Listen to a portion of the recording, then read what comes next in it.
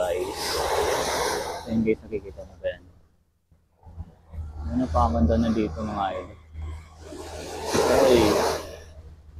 So, nandito ako guys sa plain sa Davao. Alam niyo ba ito kung saan mga idol? Ito yung improvement ko ng Aboyo Village.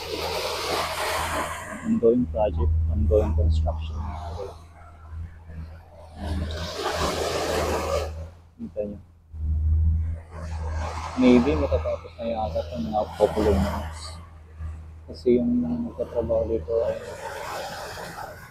naano nyo. Makikita nyo mga idol dito sa kabila. Yan. Ito pala yung natatapos. Pero hanggang putol pa yan dyan sa pinakadulo. Sa pinakadulo mayroon pa rin yung katapusan. Yung mayroon pa rin yan doon sa pinakadulo. Ayan o, mayroon pa yan doon na tatapusin doon. So, mahaba-haba pa pero at least may mahaba na rin silang natatapos. Yung nandun sa pinakadulo ng mga idol, mayroon pa yan. Yung sa itong may parang yung maliit na talaga. Iwan ko lang gusto natin kung nakikita. Ayan o. Hanggang dyan.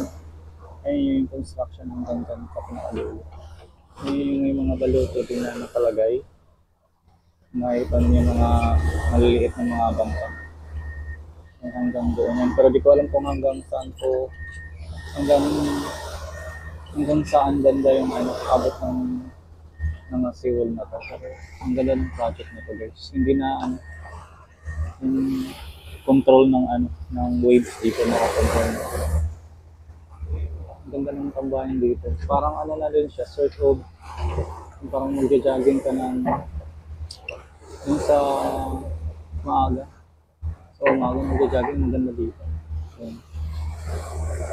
yung nagtatambay din dito, maganda din. Sana may pailaw dito. Yung may ilaw.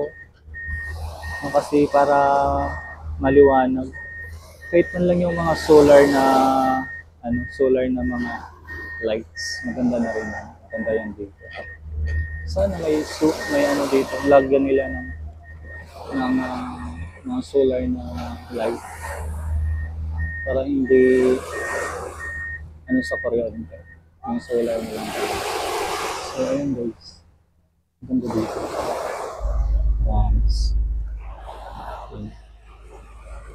Maganda dito nga. So yun guys, soon matatapos na ito. Pagbalik ko dito matatapos na ito. See you mga idol. Thank you so much.